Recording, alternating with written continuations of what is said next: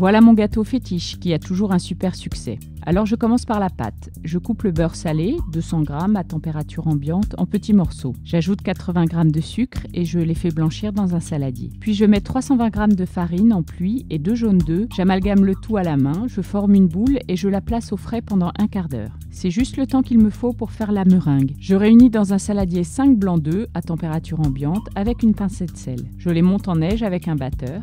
Quand il commence à être formé, j'ajoute 80 g de sucre et je bats à nouveau. J'obtiens une belle meringue bien ferme que je place à son tour au frigo, à la place de la pâte. Je préchauffe le four à 180.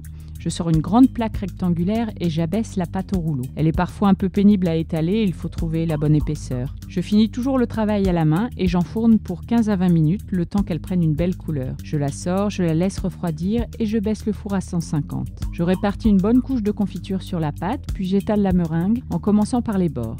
Après, je garnis le centre en m'aidant d'une spatule et de mes doigts. Je lisse la surface et je replace le gâteau au four pendant 20 minutes. Je laisse refroidir et je découpe en carrés. C'est un gâteau qui se mange dans la main de façon informelle.